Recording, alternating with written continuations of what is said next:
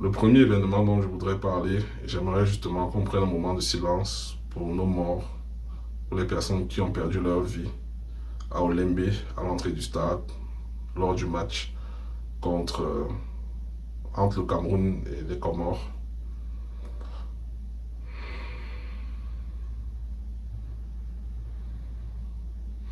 Que la terre de nos ancêtres leur soit légère. Archiveurs, archiveuses, je vous salue. Aujourd'hui, nous allons parler de la CAN 2021 organisée au Cameroun. Une CAN qui fut vraiment sucrée, remplie en temps fort et en temps faible aussi, on va dire. Alors, c'est parti pour un nouveau top 10. Un des temps forts de cette édition 2021 de la CAN a été la cérémonie d'ouverture. Pourquoi? Parce que je me rappelle que mon épouse est venue jeter un coup d'œil. Elle a regardé la télé, elle m'a demandé, c'est au Cameroun ça? Elle était surprise, genre, c'est vraiment le stade qui est beau comme ça, c'est vraiment, il y a vraiment un lion 3D au stade et tout. Donc, c'était une plutôt belle cérémonie d'ouverture, ça c'est le côté positif qu'on va dire. Mais on a pu aussi, ça fait partie des temps forts, on a constaté l'absence de Samuel Eto'o, l'ambassadeur vraiment du football au Cameroun. Hein. C'est notre porte-étendard, c'est notre porte-drapeau, Samuel Eto'o. Donc, ça a été remarqué, il s'est dit dans les couloirs que voilà, le gouvernement ne voulait pas que la foule scande son nom, ne voulait pas qu'on scande son nom, l'appelle président, parce que le président de la République était là. Bon, le gouvernement est assez regardant sur ces histoires, donc on n'a pas vu Samuel Eto'o tout au long de la cérémonie d'ouverture. Mais sinon, voilà, merci. Le grand neuf pour ce que tu as fait pour qu'on ait cette CAN dans notre pays. Et merci aussi à son excellence, Biya, pour ce qu'il a fait. Donc, on a aussi pu constater, je ne sais pas si c'est un mouvement improvisé, mais il y a eu la sortie de la première dame lors du tour du stade par le président de la République, n'est-ce pas, pour saluer la foule. Bon, on est un peu surpris, on a habitué à voir plutôt le président tout seul. Et puis, il y a eu surtout, par contre ça c'est quelque chose qui a fait pas mal de polémiques, l'absence d'artistes camerounais. Fally Ipupa a presté, un artiste que j'aime beaucoup, un grand frère que je salue, à qui je dis merci. C'est pas tellement de sa faute, enfin c'est pas de sa faute, c'est pas lui qui organise la chose, mais l'absence d'un artiste local, un artiste camerounais a été remarquée. Nous avons vu des danses africaines, des danses des Camerounais, il y avait pas mal d'aspects camerounais, n'est-ce pas? Mais en tout cas, l'absence d'un artiste camerounais a été remarquée. Alors, un temps fort aussi, déjà c'était plusieurs temps forts, mais je les ai tous recoupés en un, c'est la sortie, disons, prématurée de certains poids lourds, comme le Ghana, sorti, je crois, au premier tour, l'Algérie aussi, ou en 8e, un truc comme ça. En tout cas, l'Algérie est sortie dernier, ça pour ça c'est clair. Et le Nigeria aussi, qui a été éliminé, c'est terrible, parce qu'ils n'ont même pas atteint les quarts de finale, c'était assez surprenant. Mais l'Algérie, nous les Camerounais, nous avons joué contre les Algériens pour la qualification en Coupe du Monde. Ils ont notre mal, comme on dit, ils ont la rage. Ce qui m'amène à l'autre temps fort, justement. Une des raisons pour lesquelles les Algériens, voilà, quand ils entendent Camerounais, ils voient rouge, c'est que au cours du match contre la Mauritanie, il y a l'arbitre qui a sifflé la fin du match à la 86e, 87e minute, donc 3 minutes avant la fin du match. Et voilà, c'est ça, ça fait une espèce de scandale. On a ressassé le passé de l'arbitre en disant qu'il était, voilà, il avait été accusé de corruption et tout, mais bon, il a été acquitté de toutes les façons. Bref, ça a été un temps fort quand même, parce que voilà, les Algériens se sont plaints, le stade n'était pas bon. Bref, ils n'ont pas gagné, ils n'ont gagné aucun match, ils sont sortis derniers de leur poule. Et voilà, c'est assez, enfin, ils sont les vice-champions, c'est eux qui ont gagné l'édition en 2019, donc c'était très surprenant. Un autre temps fort a été la présence vraiment de nos influenceuses camerounaises, c'est-à-dire que apparemment le gouvernement camerounais, on ne savait pas qu'au Cameroun nous avons des influenceuses officielles, c'est-à-dire des membres, c'est-à-dire qu'ils font partie de notre gouvernement, c'est-à-dire qu'être influenceuse, c'est être un serviteur public, quoi. C'est-à-dire que, comme on dit en anglais, un public servant, c'est-à-dire que tu es vraiment un membre du gouvernement. On ne savait pas parce qu'on s'est rendu compte que le cabinet civil apparemment a fait venir des influenceuses à titre personnel, enfin, c'est-à-dire qu'on s'est servi de l'argent de l'État pour faire venir des influenceuses au Cameroun, pour les loger et tout ça, et elles se ramènent là Déjà qu'elles ne sont même pas discrètes, parce que ça c'est un scandale. Mais en plus, elles nous font découvrir vraiment un médicament terrible, le bois bandé. Le bois bandé, c'est aphrodisiaque, n'est-ce pas? C'est aphrodisiaque qui améliore les performances sexuelles masculines aux ligues. C'était le bois bandé. Voilà, tout le monde en a parlé. Il y avait pas mal de mimes, pas mal de moqueries par rapport à ça, tranquille. Bon, je me dis que il y a clairement certaines équipes là qui en auraient eu besoin. Déjà, dédicace à Pierre-Emerick Aubameyang, parce qu'apparemment, il a été victime du bois bandé. Il en a un peu trop pris, parce qu'il est sorti prématurément de la compétition, n'est-ce pas? Parce qu'il se dit que c'était pour le Covid, la version officielle, mais dans les bruits du couloir, il en ressort que il est rentré à son hôtel avec un de ses coéquipiers avec des filles, hein, pour vérifier la véracité du bois bandé. Mais malheureusement, son entraîneur ne l'a pas toléré et on les a chip, comme on dit, on les a renvoyés en avion. Un autre temps fort, je dirais, c'est la pelouse, vraiment l'état de la pelouse, parce qu'il y en a pas mal d'équipes qui s'en sont plaints. On a vu déjà Salah, par exemple, dans son match contre le Cameroun, en demi-finale, comment il a pris la pelouse après avoir essayé de dribbler le gardien, n'a pas pu, il a arraché carrément la pelouse. Et puis, mais surtout, on a surtout vu les roucascas du gardien de l'équipe ivoirienne, n'est-ce pas? Lorsque, je ne sais plus trop contre qui il jouait, mais bon, le gardien ivoirien a essayé de faire une sortie, vraiment la pelouse, s'est pris les pieds dans le gazon, et puis voilà, comme il a fait ces fameux mouvements de danse ivoirien qu'on appelle les roucascas, où les gars font du hip-hop là, au sol et tout ça, du breakdance. Bref, c'est devenu un mime. Je crois que ça a dû faire mal aux frères ivoiriens, mais voilà. C'était un temps fort, c'était amusant quand même, il faut le dire. En parlant d'Ivoiriens, un autre temps fort, parce que pour ceux qui ne le savent pas, il y a beaucoup qui considèrent que les Camerounais, les Ivoiriens, ce sont des frères, ce sont des beaux-frères, c'est le mari, c'est la femme, ce que vous voulez. On connaît déjà par exemple l'union très médiatisée entre Samuel Eto'o et son épouse ivoirienne. Là récemment, il y a encore le rappeur Tenor qui a aussi épousé une Ivoirienne, Eunice Zenon. Bref, il y a ces rapports-là, mais c'est pas tout. Hein. Il y a beaucoup de... Pendant longtemps, des hommes et des femmes nobles se sont battus pour nouer des relations stables et paisibles entre les deux pays, que ce soit dans le domaine du divertissement, le sport, même en termes de rapports politiques. On sait bien que parfois le président Gbagbo a mentionné pas mal de fois le président Biya dans ses discours, enfin, dans ses réflexions. Bref, la Côte d'Ivoire, le Cameroun, nous sommes assez proches culturellement. Il y a vraiment pas mal de bonnes histoires. Mais je vais commencer par ces deux temps forts, on va dire. Donc il y a eu le temps fort où le Cameroun a joué contre les Comores et avant le match, apparemment, toute l'équipe a chopé le coronavirus. Ils étaient tous malades, ils n'ont pas pu jouer. Et pire, même le gardien de l'équipe B a chopé le corona. Et donc, il a fallu qu'un défenseur joue comme gardien. Donc, du coup, ils sont venus dans le match comme étant c'était comme David et Goliath, quoi. C'est-à-dire, les Camerounais étaient les super favoris. Déjà, le monde entier supportait déjà les Comores.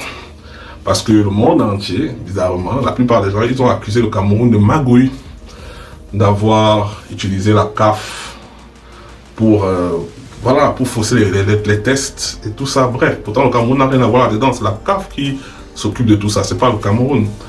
Bref, il y a eu ça. Et en plus, au cours du match, les Comores se sont retrouvés à jouer à 10, c'est-à-dire que un de leurs joueurs a reçu un carton rouge. Donc là, alors, c'était la goutte d'eau qui a débordé. Pas dire que, comme je dis, tout le monde entier s'est légué contre nous. Donc, du coup, voilà, c'était un temps fort. Il y avait pas mal de... Voilà, on s'est moqué de nous, on nous a accusés de tous les noms, tous les Africains. Mais c'était vraiment la haine, hein, c'était terrible. Pourtant, nous, quand tu vois la faute clairement, mon frère, il a marché sur la cheville du gars par derrière. Mais ça, c'est une faute grave. C'est-à-dire que la carrière de quelqu'un peut s'arrêter à cause de ce genre de choses. Mais bon, bref. On a été fair play, on n'a pas trop, voilà. Mais je pense que les Camerounais, on s'est senti un peu meurtris, on s'est senti trompés. C'est parce que les Ivoiriens se sont retrouvés en train de se moquer de nous, de nous accuser. Après, j'aime pas dire les Ivoiriens, parce que c'est quelques gens là et tout ça. Mais bon, comme ils sont les plus vocaux, ceux qu'on écoute le plus, enfin ceux qui bavardent le plus, bref. Il y a eu donc les Ivoiriens ont commencé à dire que, à nous accuser aussi, à nous insulter et tout ça. Apparemment, ils se sont même moqués des morts. Ça, c'est notre temps fort. Mais bon, de nos morts, des morts qu'il y a eu au stade avant le match et tout ça, enfin, à l'entrée du stade. Bref.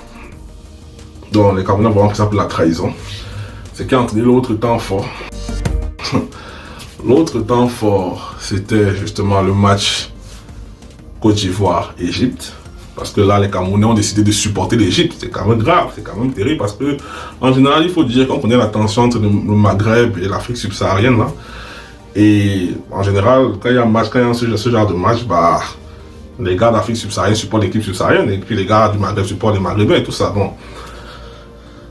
On a vu donc les Camerounais qui se retrouvent en train de supporter les Égyptiens contre les Ivoiriens en réponse aux moqueries, aux railleries des Ivoiriens, aux accusations des Ivoiriens. Donc quand j'ai vu ça, je me suis dit, bon voilà, ça c'est parti pour le karma, quoi, parce que c'est pas... Bref, on n'aurait pas dû se retrouver en train de faire ce genre de choses, quoi. Je veux dire, chanter l'hymne égyptien, ouais, toutes ces histoires-là, bref. Il y a des gens qui jouaient la paix, comme je dis, c'est pas moi, je trouve pas ça drôle du tout, mais bon. Ça s'est passé, ça c'était un temps fort. Finalement, l'Égypte a éliminé la Côte d'Ivoire au penalty. Voilà. Pourtant, l'équipe ivoirienne, franchement, moi, quand je les ai vus jouer dès les qualifications, enfin dès le premier tour, très belle équipe, très beau jeu. Franchement, si Kessié ne sortait le joueur de Milan, franchement, ce gars, c'est un meneur de jeu, un vrai 10. Quand je l'ai vu sortir, je me suis dit, ah, franchement, c'est dommage. Parce que je pense que s'il était resté, la Côte d'Ivoire allait gagner. En tout cas, chapeau aux Ivoiriens. Vous avez une très belle équipe, j'espère. C'est dommage que vous ne soyez pas qualifiés pour la Coupe du Monde. Et en parlant de ça, justement, apparemment, c'est nous qui avons empêché les Ivoiriens de se qualifier pour la Coupe du Monde. Nous les avons battus chez eux en plus. Donc, j'imagine la rage. Je crois qu'il y a beaucoup d'amertume, beaucoup de ressenti. Bref, ça allait en couille là. Et c'est qui a amené un autre temps fort où les Ivoiriens, bien évidemment, nous nous sommes retrouvés face à l'Égypte, les Camerounais, et là, nous avons aussi perdu au pénalty, n'est-ce pas, le karma. On dit souvent que la vengeance est un plat qui se mange froid. Mais bon, en tout cas, les Égyptiens nous ont battus, sauf que nous les avons épuisés. Hein. Je pense même nous avons épuisés parce qu'ils ont encore fait... C'était le troisième match où ils allaient jusqu'aux prolongations, en fait. Pour les huitièmes, les quarts et maintenant les demi-finales. Donc, ils sont assez amochés. Les Égyptiens, bref... Les Ivoiriens ont supporté les Égyptiens, ils se sont montrés aussi quand on a perdu, ils ont fait des chansons et tout ça, mais ils ont encore escaladé le problème, brûler le maillot camerounais, s'attaquer à nos emblèmes, c'est terrible. On peut insulter nos joueurs, nos présidents, même si vous voulez, mais les emblèmes, ce sont les choses qui restent, quoi. C'est notre identité. Un président, c'est pas notre identité. Vous pouvez insulter le président. C'est pas normal. Je n'encourage pas ça, mais je le dis même. Là, c'est un autre niveau. Quand tu t'attaques à l'hymne, au drapeau, aux emblèmes, c'est-à-dire ce qui fait de nous qui nous sommes, ça va pas changer, quoi. C'est pas les présidents viennent y parlent, les joueurs, les gens viennent y parlent, mais les emblèmes ça reste, quoi. Donc ils sont allés un peu trop là, ils sont allés vraiment loin, et c'est dommage, comme je dis, de jouer avec la paix comme ça, parce que on s'attend à ce que les blogueurs dénoncent ce genre de comportement, qu'ils dénoncent ça, qu'ils essaient d'apaiser les choses, mais les gens apparemment c'est tellement des affamés qui sont sur le net. Ils cherchent les likes, ils cherchent les commentaires, ils cherchent l'engagement, comme on dit, ils cherchent un peu d'argent. On voit jusqu'où certaines personnes sont prêtes à aller pour avoir un peu d'attention ou un peu d'argent, c'est triste. Mais bon, ça a été un autre temps fort quand même, il faut le dire. Justement, je voulais revenir, un autre temps fort a été la mort de supporters camerounais à l'entrée du stade. Au Lembe, lors du match entre le Cameroun et les Comores. Et vraiment, c'est dommage. Pour moi, quand j'ai appris ça, je me suis dit, bah, c'est l'occasion vraiment de déplacer tous ces matchs en Fandena, au stade Amadou Ahidjo. Parce que ça n'a plus aucun sens, il y a eu des morts et tout ça. Déjà, normal, enfin, je ne sais pas si c'est déjà arrivé dans notre pays au cours d'une grande compétition. Je ne sais pas si la compétition a continué ou si on a annulé, mais on aurait pu aller jusqu'à annuler la compétition parce que c'est clairement des morts, quoi. Mais bon, bref, on a continué. En plus, on a encore reparti jouer au stade Olembe. Mais on s'attendait à quoi? On a perdu en demi-finale. Moi, Voilà, it is what it is. So, par contre, si on avait déplacé la finale, enfin les matchs à Amadou Ahidjo, on sait bien que les Lions notables, ils perdent très rarement en Fandena, qui est d'ailleurs, quand on me demande d'où je viens, moi je viens de Fandena. Donc, bref, vraiment, du courage aux familles des victimes. Je pense que le gouvernement, Samuel Eto'o, le président Kaba Fekafout, a déjà pris un certain nombre de mesures pour s'occuper des familles. J'ai vu les joueurs qui ont porté des brassards symboliquement, des brassards noirs symboliquement. J'ai vu les minutes de silence et tout. Bref, j'espère vraiment du courage vraiment à ces familles. C'est horrible de perdre la vie. Quelque chose qui devait être un événement heureux se transforme comme ça. Du coup, un événement malheureux. Bref. Bon, un autre temps fort, je dirais pas vraiment temps fort, j'aurais plus une anecdote. C'est que nous les Camerounais, nous n'aimons pas jouer avec le maillot jaune parce qu'on a l'impression qu'il nous porte la poisse. On veut toujours jouer en vert ou jaune, pas le maillot jaune là parce que voilà, on a perdu pas mal de matchs importants avec ce maillot. Donc, il y a eu pas mal. Justement, le premier match, on a gagné nos 2 premiers matchs en poule là. Et le 3e match, on a joué le maillot jaune. Et là, on a fait match nul avec le Cap Vert. Donc les gars ont commencé à crier, on veut pas le maillot, on veut pas le maillot. Ouais, c'était amusant. Un autre temps fort, je dirais aussi, ce sont toutes les fake news qu'il y a eu autour de cette compétition. Comment les gens disaient que non, il y avait des joueurs qui dormaient à 6 par chambre. D'autres disaient qu'ils n'arrivaient pas à se laver après les matchs au stade et tout, il n'y avait pas d'eau, machin. Bref, il y avait pas mal de campagnes de fake news contre nous les Camerounais par rapport à cette compétition. Mais ce qu'il faut comprendre, d'où ça vient. Une fois de plus, ce sont les puissances étrangères parce que notre président, on peut lui reprocher beaucoup de choses, mais une chose qu'il a fait de très bien, c'est qu'il a nationalisé vraiment cette compétition. C'est-à-dire que tous les hôtels qui ont été utilisés pour recevoir cette CAN, du moins pour recevoir les équipes de la CAN, étaient des hôtels détenus par les nationaux. C'était par les Hilton, le Sofitel, je sais pas trop quoi. Bref, il a vraiment protégé les investisseurs nationaux. Donc on va dire que ce sont les Camerounais qui ont mangé l'argent. Donc à cause de ça, il y a eu pas mal de campagnes, des fausses histoires, des histoires qui viennent de nulle part, quoi, des mensonges pas possibles. Franchement, on a fait un très bon job en termes d'accueillir les gens. On peut nous reprocher beaucoup de choses, mais tout le monde sait que les Camerounais, on a beau être très fiers, un peu très fiers, mais on sait aussi être très accueillant. Donc je pense que la plupart des gens ont apprécié, n'est-ce pas? Après, il peut y avoir des petits dérapages, rien n'est parfait, mais dans l'ensemble, nous avons fait un très bon job en termes d'accueil. Donc, c'est un des temps forts, les fake news.